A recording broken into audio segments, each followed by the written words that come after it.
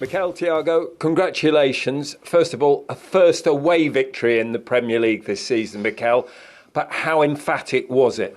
It was very nice to get the 3 points. We want to get a little bit away from the relegation zone, so we knew it was a big game today, and yeah, we got the job done. Thiago, you got the first goal for Brentford tonight. How much were you wondering was a goal going to come, given the amount of attempts you'd had as a team and you personally? So I was like so excited, because I missed the first chance and I was like, wow, I need to score. But no, God is good for me, well played from the team. And yeah, let's keep going. When a team creates this amount of chances, how good is it to play in as a striker? It's so good, isn't it? Like striker, we wait for this opportunity and then, we need to be there to consider a goal. Mikkel, this guy's had to wait for his chances. How good a job is he doing? Amazing job. I mean, I can't praise him enough for how he's worked over this preseason as well. And we see how hard he worked, and he deserves all that's coming and all the goals. So hopefully he keeps going. Thank you. 2-0 was the final scoreline tonight, but could it have been much bigger? It probably could have been, yes. We missed a lot of chances. Also on set pieces, we had some good opportunities. It could have been more, but I think we're happy with the 3 points. It means you move up the table above the likes of Leeds and Newcastle into 13th. It's been a tough start. You lost a lot of key players and personnel, but do you sense now that you're getting a rhythm? Yeah, for sure. I think we're finding a rhythm as a team. I think we're starting to connect a bit more and knowing each other as players. I think that's important, and hopefully we can continue to keep it going. How excited are you playing in this team, and how much more is there to come from you, Thiago? Much more, I hope. I work every day so hard to score a goal and play with this guy, top player. So, it's easy for me, to play with him. So. Yeah. He's played you a nice tribute. Just tell us a little about this man and the job that he's doing. He's an amazing player, he's clever. It's so easy. You just need to make a movement. He will find you, so that's why. Well, listen, it'll be a happy Brentford dressing room. Well done to both of you, but well done to you, Thiago. You are the player of the match. Mikkel, will you do the honours? Yes, thank you, brother. Thank you very much. He's got a great smile, hasn't he? Yeah. Thank you. Good luck. Cheers. Well done. Take care, lads. Cheers. And it's a huge smile tonight from Igor Thiago. Why wouldn't it be? His 5th Premier League goal of the season tonight. Remember, only Semenyo and Haaland have scored more Premier League goals than the Brazilians so far this season. A player, Joe Cole, said on this very show before the game kicked off that West Ham had to be very aware of. Yeah. And he calls them all kinds of players. I know we overuse it, but he's a real handful in the old-fashioned sense of the word. Everything he does is with intent. I mean, when he shuts down a fullback, he does it properly. When the ball's going into the box, if he's competing, if it's one of them balls we can only win 20% of the time, he's still going for it. He's an absolute pain in the backside, and he was all night. He finds himself. He's got that. He's a magnet to the ball. Listen, he should do better there on that occasion. But there, I can't believe that there's no West Ham players near him there. Gives him a run on it. Again, good save in the end though. And he does this. He can run in behind. He can pin you. Ball drops out to him here. He gets a little bit of fortune with a finish, but it's a goal. Just West Ham's awful percent. Look at that. Nobody getting near Yarmouk. The distances between the back four and the centre forwards is way too much. They're caught between two different styles. Ball comes in. It's a mess. And again, I think if you're a centre-half, you have to relish the challenge. Here, look Todibo. He looks like he's worried about jumping with him. He looks like he's caught him at the corner of his eye. He don't fancy the battle. And he was brilliant all night. Yeah, that was the one that was disallowed because of the offside. He's so active. He's a big physical presence. But even the finish, the one for where he was just offside, the little dink. He's a big lad, but the finesse of that he's a player. I think what they paid 27 million for him. They paid 30 million for him. There's his ranks so far this season. And when you look at the fact what some of the strikers are going for at the moment, and the fact they've lost Tony, Visser, and Mbeumo, and he's had his injury problems as well since signing from Club Brugge, where he played in the Champions League, for £30 million, and those players aren't even being mentioned by the Brentford fans at the moment. It says a lot about Brentford Football Club and how that they recruit. I remember hearing about this kid when he first got here and he got injured, and they was very, very sure. They had no qualms about it. This guy's better than Ivan Toney. He just needs time. Then he had the injury. They had to shovel about the system, and Visser and Mbeumo played a little bit more central, and then they stepped up and got you goals. But they had big faith in their system and how they find players and is better than... There's only really Brighton who can argue that they do it better, and maybe that's not the case. 27 million's peanuts in today's market, and there'll be a few bigger clubs. West Ham on the other side will be thinking, we've been looking for a centre-forward for decades, for over a decade now, and they still haven't got one. And he would get into any team outside the top four in the Premier League. He walks in, Thiago. The only astonishing thing up until the last minute was how would Brentford only score one? But they made sure with Jensen, the substitute, and it's only more what they deserved throughout the evening. Yeah, I mean, they were great. I mean, and to be fair, they can do this. They didn't have to do this today. They didn't have to play long balls because they dominated possession. But, they've got so many good players out there. I love this touch from Jensen. He's such a good ball player. To be fair, he's been a bit unfortunate because Jarrod's come in and been amazing. He would normally play. But, they've got this option. Look, see, even there, Thiago,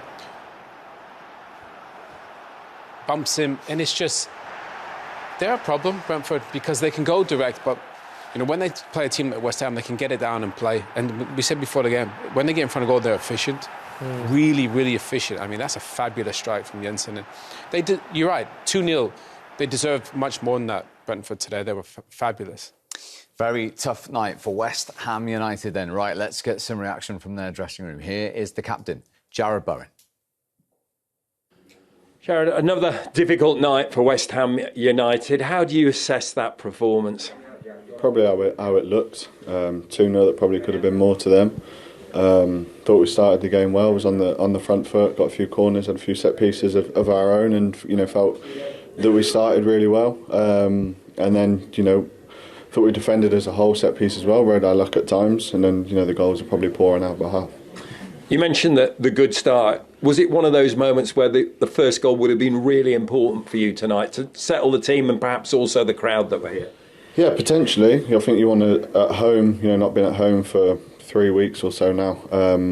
So the first one back after international, we wanted to start well and get the crowd on their feet, and obviously to score a goal would have been the icing on the cake, but we didn't do that. So and the game's changed. We started well, and then they come into the game and have their moments, and I think we just had to stay in there. They put a lot of pressure on us from throw-ins, corners, where on a whole we defended well. They had a few chances, but they didn't score, and then the goal that we conceded was really poor, and then got away with one on the stroke of half time to go 2-0.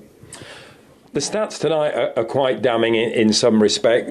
Brentford 20 plus attempts from within inside your box. How do you explain that, and how do you go wiping that out in future games? No, listen, I think it's one of those where on the pitch you don't see it as much. I think it's one of those where you've got to look back at it, watch it. As difficult it is, you're only going to get better by watching the things that you haven't done so well. And it felt like that in the game, that they had better chances and us got in better areas of the pitch. And why that could be lots of different reasons. But like I said, it's time to reflect on it, see it back, and start putting it right to what we're doing, because ultimately we're not doing really anything well this season, and that's showing in the league and the results. It's another new manager in the dugout here, head coach. You're very honest to say we're not doing things well. From a player's perspective, taking the coaching element out of it, what do you put that down to? Is it a confidence thing? Is it a situation with what's going on with the fans here and some of the negativity? How do you explain that, Joe? I think ultimately confidence comes from winning games and having good performances, and we haven't done that this season. So that's going to be a low. But what we've got to do as a group is trust what we've got in the changing room, not go under, not be fearful in this league, because if you're fearful in this league, you're going to lose games, and I feel like that's what we're doing, and we've got to rally together and take every challenge head on. There's got to be no fear in this league.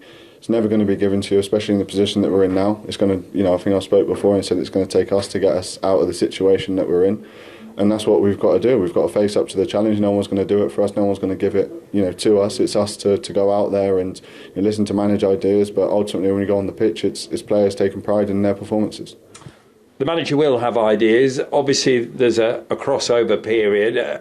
What at the moment is he trying to get you to change that was different from the Graham Potter era? Well, listen, I think the first 2 games that we had was very quick when he came in. You know, he came in 2 days before the Everton game, and I thought we put in a good performance there. Then we went to Arsenal, which was always a difficult task, and then it was international. So, you know, it's been a little bit here, there and everywhere for different players going away and coming back. So we've only had a few days to prepare, but, you know, ultimately we can't say that, you know, we worked on what we've done tonight, because that wouldn't be fair. That's not what we've done, and, you know, we put in a really, really poor performance. So, you know, we play on Friday night up at Ellen Road, which is a really difficult place to go, and, you know, that's a challenge that you've got to stand up to. You know, playing there before, you know, it's a difficult place to go. But, you know, in this situation, you have to hit every challenge head on, and that's the only, I believe that's the only resolution for the situation that you're in. Like I said, it's never going to be given to you in this league. You've got to roll your sleeves up and just dig in and work, and, you know, things will change. Jarrod, as always, we appreciate you coming out and taking the responsibility. No problem. Thank you. That's the club captain. Those damning stats that he's going to look back on are there. As I say, Brentford have already had the most shots in any away game since they became a Premier League club. And we mentioned how little possession Brentford were averaging, less than 40% in games this season. They had 57% as the away team this evening. They've lost their first 4 home league games of the season for the first time in the history of the club as well. There's a protest going on. It wasn't full.